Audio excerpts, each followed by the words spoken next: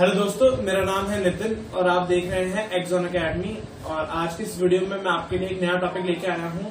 और आज का ये जो टॉपिक है वो क्लास 12 के स्टूडेंट्स के लिए भी है, जिसमें हम चैप्टर 4 के बारे में डिस्कस करेंगे, केमिकल काइनेटिक्स। और जो जितने बच्चे इग्नू के मुझे देख रहे हैं, इग्नू के बच्चे जितने बीएससी कर रहे हैं, केमिस्ट्री में कर रहे हैं, या जिनके पास CHE 04 है, तो उनके लिए भी टॉपिक है जो यूनिट 18 है, जो CHE 4 का यूनिट 18 है, ब्लॉक 4 का, उसके बारे में मैं आपको बताने जा रहा हूँ। तो इस वीडियो को स्टार्ट करते हैं और सबसे पहले स्टार्ट करते हैं केमिकल काइनेटिक्स वर्ड के बारे में। तो मैं आपको बताता हूँ, देखो केमिकल काइनेटिक्स जो वर्ड है उसका मतलब क्या होता है। जैसे हर चीज की क्या होती है, एक स्पीड होती है ना, वैसे ही कोई केमिकल रिएक्शन हो रही है। जैसे R जो है वो किसमें बदल रहा है, P में, यानी R क्या हो गया, रिएक्टेंट हो गया, और P क्या हो गया, प्रोडक्ट। तो रिएक्टेंट चेंज हो रहा है प्रोडक्ट में। तो केमिकल काइनेटिक्स एक ब्रांच है जिसके अंदर क्या करते हैं अपन, इसकी जो रेट है, इसकी जो स्पीड है रिएक्शन की, कितना चेंज रिएक्टेंट जो है वो चेंज हो रहा है, वो अपन नापते हैं, कितना स्पीड से रिएक्टेंट प्रोडक्ट में बदल रहा है। यानी अपन इसमें क्या नापते हैं, speed of reaction. Speed of reaction, speed of reaction का मतलब क्या हो गया, रेट ऑफ रिएक्शन। तो अपन क्या करते हैं, जो केमिकल काइनेटिक्स है उसमें अपन पढ़ेंगे रेट ऑफ रिएक्शन के बारे में। यानी इसकी अगर मैं डेफिनेशन लिखूं, branch of chemistry in which we deals with rate of reaction. यानी पहली चीज तो अपन रेट ऑफ रिएक्शन के बारे में पढ़ेंगे, और रेट ऑफ रिएक्शन के जो फैक्टर्स होते हैं, किन किन फैक्टर्स पे रेट ऑफ रिएक्शन अफेक्ट होती है उसके बारे में पढ़ेंगे। यानी फैक्टर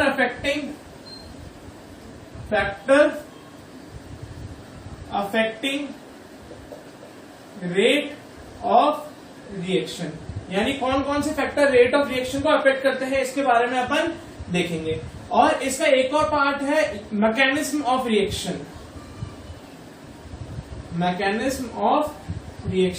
यानी अपने जो रिएक्शन है उसका मैकेनिज्म क्या होगा, वो भी अपन इसमें पढ़ेंगे। तो एक ब्रांच होगी जिसमें अपन रेट ऑफ रिएक्शन के बारे में बात करेंगे, factor affecting the rate of reaction and mechanism of reaction के बारे में अपन क्या करेंगे, बात करेंगे।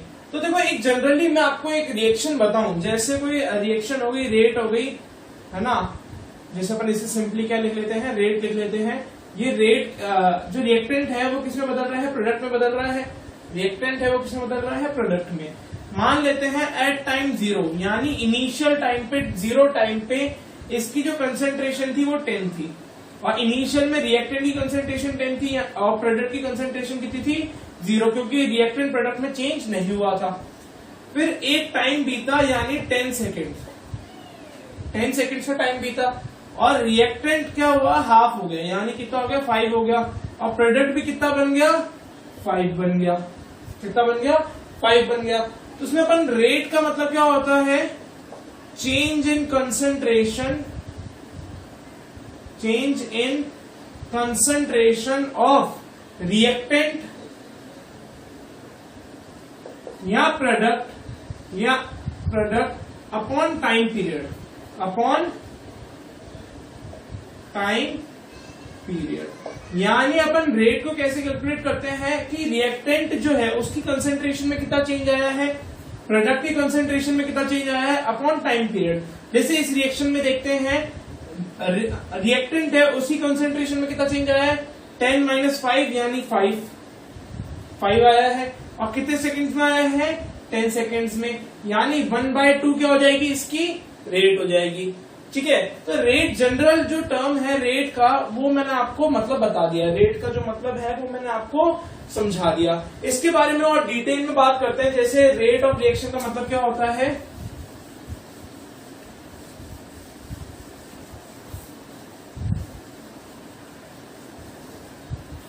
देखो, अपनी जो रेट ऑफ रिएक्शन है उससे पहले अपन क्या देख लेते हैं, एक बार कंसंट्रेशन देख लेते हैं, क्योंकि यहाँ पे मैंने कंसंट्रेशन लिखा था। तो कंसंट्रेशन का क्या मतलब होता है वो भी एक बार समझ लेते हैं, क्योंकि कई को पता होता है, कईयों को नहीं पता होता है। तो एक बार देख लेते हैं कंसंट्रेशन का मतलब। कंसंट्रेशन। तो कंसंट्रेशन का क्या मतलब होता है कि amount of solute, amount of solute dissolved in 1 litre of solvent या सोल्यूशन, यानी कितना सल्यूट अपने 1 लीटर सॉल्वेंट या सोल्यूशन में डिसॉल्व होता है उसे अपन क्या बोलते हैं, कंसंट्रेशन। कंसंट्रेशन की आप लोगों ने अलग अलग टर्म्स पढ़ रखी होंगी, जैसे मोलैरिटी, और इसी को अपन क्या करेंगे, यूज में लेंगे। आपने मोलैरिटी के बारे में भी पढ़ा होगा 11th में, है ना। और इग्नू की जितने भी बच्चे देख रहे हैं वो यूनिट 1 को रेफर कर सकते हैं इन सारी यूनिट्स के लिए। यूनिट 1 जो है उसको अपन क्या कर सकते हैं, रेफर कर सकते हैं, ठीक है। तो मोलैरिटी हो गया, मोलैरिटी हो गया, तो इन दोनों के बारे में आप लोगों ने क्या कर रखा है, पढ़ रखा है। तो इसी को अपन क्या करेंगे, कंसंट्रेशन के बारे में यूज देंगे, यानी जो कंसंट्रेशन अपन यूज देंगे वो कौन सी लेंगे, मोलैरिटी। और मोलैरिटी की जो यूनिट होती है, मोलैरिटी की जो यूनिट होती है वो मैं आपको बताना चाहता हूं, इसका फॉर्मूला ही बता देता हूं मैं आपको। Moles of solute dissolved in 1 litre of solution, 1 litre of solution, या volume of solution in litre, यानी मोल्स ऑफ सल्यूट, मोल्स यानी एन, और वॉल्यूम यानी वॉल्यूम अपन को लिखना है V, और ये किस में होगा, लीटर में होगा। इसकी जो यूनिट होगी वो क्या होगी, लीटर में होगी। मोल्स की यूनिट क्या होती है, ग्राम मोल। इसकी यूनिट कुछ ऐसे लिखते हैं, ग्राम मोल, है ना। वॉल्यूम क्या होता है, वॉल्यूम की यूनिट क्या होती है, लीटर। तो इसकी अगर मैं यूनिट लिखूं तो क्या आएगी, ग्राम मोल लीटर इनवर्स। क्या यूनिट आएगी, ग्राम मोल लीटर इनवर्स। यानी अपन क्या कर सकते हैं, जो कंसंट्रेशन लेंगे, चाहे वो रिएक्टेंट की लें चाहे प्रोडक्ट की लें, वो किस में लेंगे, ग्राम मोल्स पर लीटर में लेंगे, ठीक है। अब देखो आगे अगर मैं आपको बताऊं, जैसे रेट ऑफ रिएक्शन, तो रेट ऑफ रिएक्शन का क्या मतलब होता है, ठीक है। तो देखो रेट ऑफ जो रिएक्शन है उसको अपन कैसे कैलकुलेट करेंगे, इसकी डेफिनेशन भी मैं आप लोगों को बता देता हूं ताकि आप लोग नोट कर सको। तो इसकी जो डेफिनेशन होगी वो क्या होगी, change in concentration of reactant और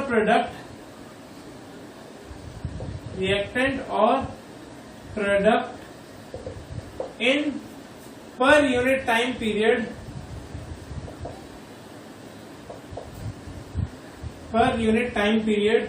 is called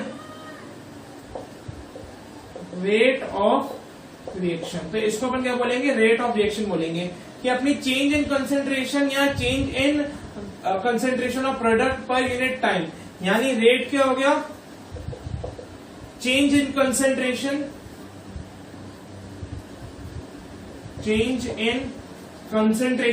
किसकी कंसंट्रेशन, रिएक्टेंट की, ऑफ रिएक्टेंट अपॉन टाइम, या इसका एक और फॉर्मूला लिख सकते हैं, change in concentration of product upon time. तो इन दोनों ही फॉर्मूलों से अपन क्या निकाल सकते हैं, रेट निकाल सकते हैं। या तो अपन change in concentration of reactant calculate कर लें या change in concentration of product calculate कर लें। इन दोनों ही फॉर्मूलों से अपन क्या कर सकते हैं, रेट निकाल सकते हैं, ठीक है। तो इसका स्क्रीनशॉट आप लोगों ने ले लिया होगा, मैं इसे आगे बढ़ता हूं।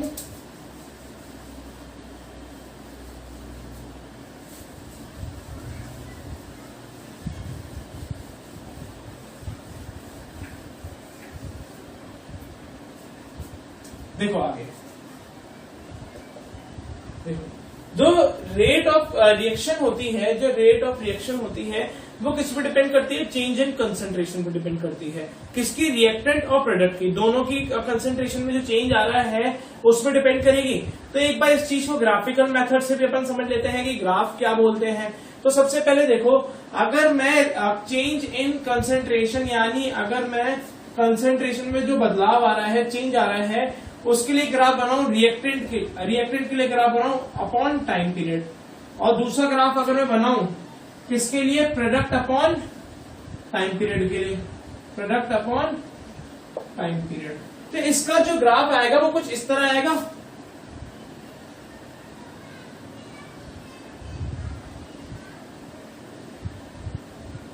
इसका जो ग्राफ आएगा वो कुछ इस तरह आएगा। हाँ, इसका जो ग्राफ आएगा वो कुछ इस तरह आएगा। ठीक है, इसका ग्राफ कुछ इस तरह आएगा, इसका ग्राफ इस तरह आएगा।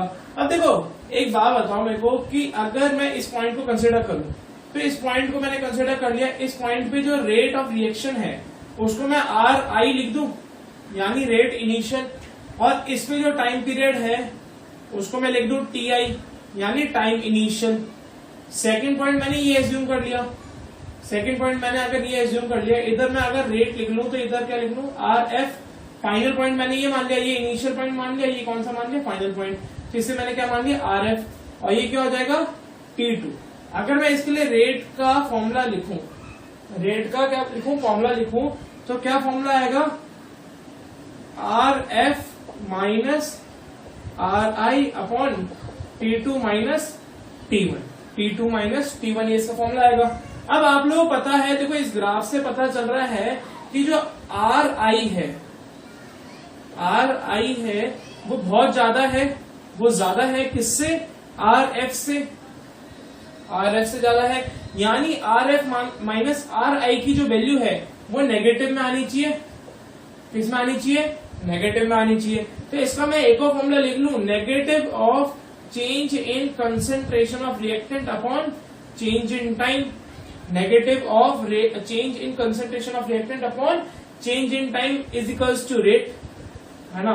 तो क्योंकि आर एफ आर आई ज्यादा है आर एफ से, तो आर एफ माइनस आर आई कैसा होना चाहिए, नेगेटिव होना चाहिए। तो रेट कैसे आएगी, नेगेटिव आएगी। ऐसी अगर मैं प्रोडक्ट के लिए बात करूं, तो प्रोडक्ट का ग्राफ इनिशियल मैंने ये मान लिया, ये change in concentration of product initial. तो इसमें जो टाइम पीरियड हो जाएगा वो टी आई हो जाएगा। इधर जो टाइम पीरियड हो जाएगा वो क्या हो जाएगा टी एफ, और इधर जो चेंज इन कंसेंट्रेशन होगा वो पी एफ हो जाएगा। Change in concentration of product final और change in concentration of product initial. ठीक है, तो इसमें जो रेट होगा वो कैसा होगा, change in concentration of product final minus change in product of change in concentration of product initial upon T F minus T I, T F minus T I. अब मेरे को एक बात बताओ कि जो पी एफ है वो ज्यादा है पी आई से, जो कंसेंट्रेशन ऑफ टी फाइनल है वो ज्यादा है किससे, पी आई से। तो मुझे पता चल रहा है कि भाई जो इसकी वैल्यू है वो कैसी आएगी, पॉजिटिव आएगी। क्योंकि देखो ज्यादा में से अगर अपन कम माइनस करेंगे तो इसकी वैल्यू कैसे आएगी, पॉजिटिव आएगी। और इसके लिए मैं एक और, जैसे इसके लिए अपन ने इक्वेशन लिखी थी वैसे इसके लिए भी अपन लिख सकते हैं, change in concentration of product upon change in time. ये क्या हो जाएगा, रेट। यानी इससे अपन को पता चल रहा है कि इधर तो पॉजिटिव आ रहा है और इधर क्या आ रहा है, नेगेटिव। तो नेगेटिव और पॉजिटिव का मतलब क्या है ये अपन जान लेते हैं। नेगेटिव का मतलब क्या है कि जो कंसंट्रेशन है, कंसंट्रेशन ऑफ रिएक्टेंट जो है वो क्या हो रही है, डिक्रीज हो रही है। वो क्या हो रही है, डिक्रीज हो रही है। देखो पहले यहाँ पे ज्यादा थी और फिर यहाँ पे क्या है, कम है। यानी नेगेटिव का मतलब क्या हो गया, जो कंसंट्रेशन है वो डिक्रीज हो रही है। वो क्या हो रही है, डिक्रीज हो रही है। तो इधर क्या है, नेगेटिव साइन आया है। इधर पॉजिटिव साइन क्या डिनोट कर रहा है, जो कंसंट्रेशन है वो धीरे धीरे इंक्रीज हो रही है। धीरे धीरे क्या हो रही है, इंक्रीज हो रही है। देखो कंसंट्रेशन ऑफ प्रोडक्ट